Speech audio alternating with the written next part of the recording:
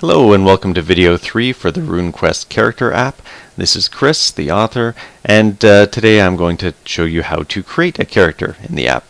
So, as you know, probably if you hear Runequest is an amazing game, creating a character can take a lot of time. So the initial purpose of this app was to simplify that, to make it very easy to create a new character or an NPC using the rules in the main book and take it from there. So to create a character, once you've signed in or registered and signed in, you will go in and you just click create a character. Now this still takes a number of steps. So we've basically got 7, I think actually 8 steps now to go through. They all do need to be completed to have a complete character. If you can only do part of it though, it'll save where you are and you can go back and then finish that. So first off, we're going to just create a character named Hargast. And Hargast is going to be a burly and fun, loving, if I can spell, adventure, because aren't they all? So from here, we'll choose an image, and we'll go into our pictures, and I'm sure I've got something there, and I've only got work characters. So anyway, so we'll choose that picture from, I've got to have something in downloads. Apparently not. So we'll choose that, and away we go. So then we choose a homeland, occupation, and cult. So again, if you've created a character in Runequest, you know what these mean. I don't repeat all the stuff from the book. All of that is in the book or the PDF. But by clicking on these, you can choose the homelands that have been entered in. A number of these I've input directly from the book, all of the official ones, but other players have gone in and they've created other backgrounds. And that's what the way the system is designed. So if we say we're going to start with he's from Sartar, and he's a burly adventurer. So let's say he's a fisherman who's basically heading out into the world, and he'll be an initiate of Glorantha adventurous. So from here, you can click continue to personal history, and away you go with your character. Now, personal history is pretty in-depth in terms of Runequest.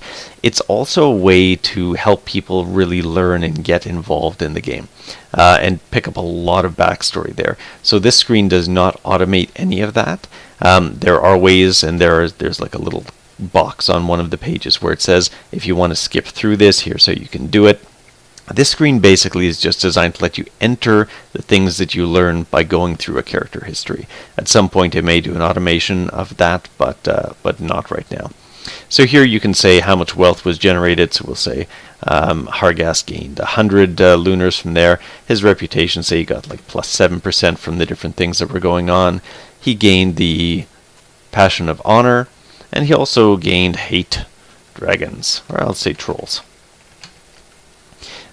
Background skills, a couple of them show up more than others, but battle tends to show up a fair bit. But you can basically add any background skills that you gain. So say he gained 10% in animal or 10% in battle, and then we'll give him, say, spirit combat as well. I don't even know if these show up, but we'll say plus 15% in spirit combat. And then when you're done there, you just go to choose rune affinities, and away we go. So here on this screen, again, we're choosing the runes for the character. So all characters start off with elemental runes, one at 60%, one at 40%, one at 20%. Because of the homeland we chose, Sartar, we know we're automatically getting a 10% bonus to air. So as a start right, we'll keep air as the highest, but we'll say, let's imagine Hargast as being, again, burly, so big. So we're going to go with darkness as the second one, and then we'll go with earth as his third rune. In terms of the power runes, you can choose any of the basic power runes that you have the option from here. So we'll say he's a starter, right? So follower of Orland, so we'll go movement. But let's also say a little bit of disorder going on there as well. And then we get 50 points to spread among the runes. This isn't calculated hard. If you want to add more than 50 points, you can. I'm not here to police anyone, but basically you would do something like this. Say we're going to add 20% to air, 10% to darkness, and then 20% to movement. And that's our 50, and then we're done. Going on to the next screen, we're looking at our statistics. So these are randomly rolled. So basically it rolls the numbers in the brackets. When you create different homelands, you can add different stat ranges. So for example, trolls are stronger and bigger than humans. But this is kind of actually not a bad set of rolls, so we're actually going to keep this.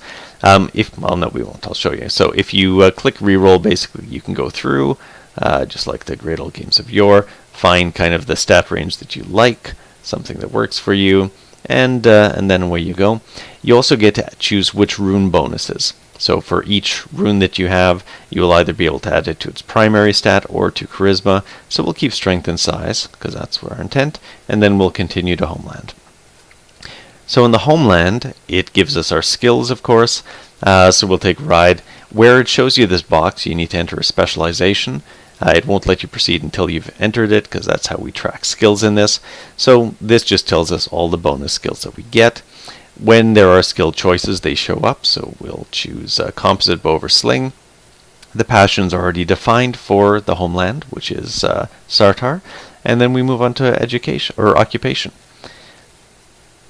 Occupation, exactly the same thing. So over on the left, it shows all of the current skills. This now shows the base skills as well, so there's quite a lot of them.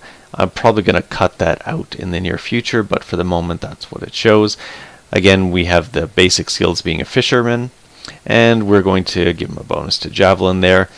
Here we have a couple of choices, so we'll keep love family, and we also get to choose a weapon skill, so we'll give him a medium shield skill, and continue on to cult. Cult, this works exactly the same. Now, because he is a follower of Orlanth Adventurous, he does get plus 10% to any sword skill as well. So, with a cult, you can choose the rank of the character, the number of rune points. If you increase the rune points here, it will reduce your character's power, and you should get 1 rune spell per rune point. So we're going to take Flight, we will take Lightning, and we'll take Shield. If you do choose a specialization, you'll put it in there. If not, you just leave it empty. And then for Spirit Magic as well, we get our 5 points. Here you need to enter a level. So we'll take 3 points, or where it says variable. We will take 1 point of mobility, and we'll take 1 point of detect enemies, because why not? So that's our Spirit Magic. Again, we go up here, it tells us the skill bonuses we get from the cult. We get plus 20% to 1 skill, so we'll take Orate and Speak Storm Speech. Devotion to Orlanth sounds good to me, and this is probably the sword bonus that we get here, so we'll take the plus 10% to the broadsword skill.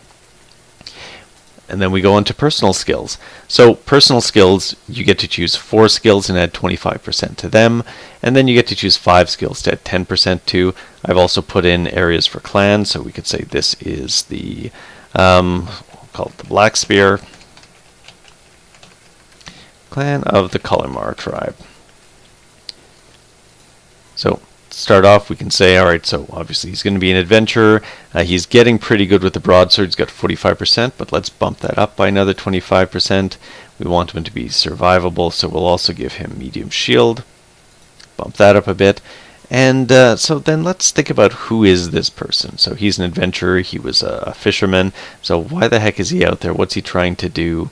And kind of what are his edges? So we'll give him a bump in river lore, saying as that's what he's been doing, and then maybe javelin, kind of imagining that he's been a fisherman, and javelins are pretty nasty in Runequest, so that should come in handy. I tend to look at the 10% as just things to round out the character's personality and things that work with them, so we'll make him a little bit charming. We said he was fun, so we'll do that. So maybe we'll look for game as well, and just pick a couple of other skills to go through this quickly. Dodge will be handy, and why not jump? And you can type in and go from there as well.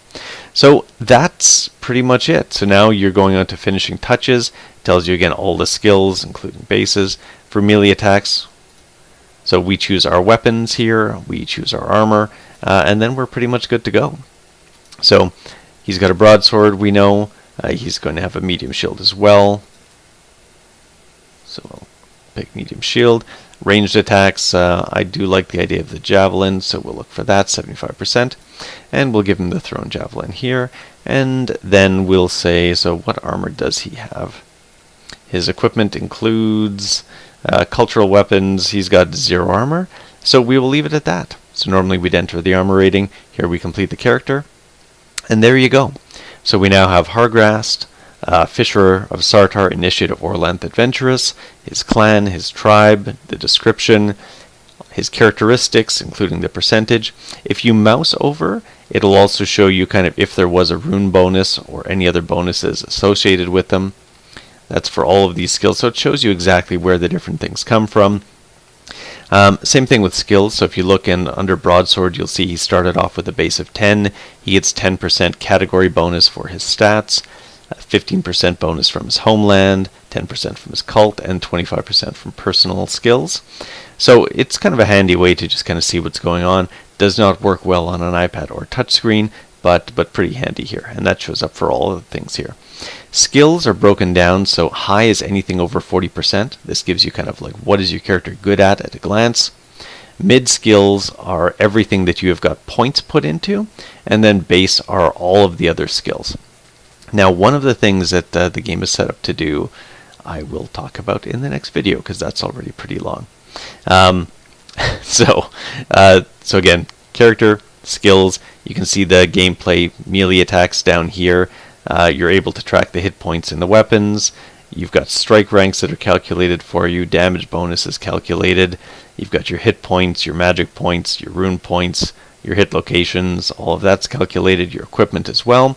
And all of the attributes in probably about 10 minutes here. So I'm going to end it here, and then we'll go into how to edit a character and update them once play has started.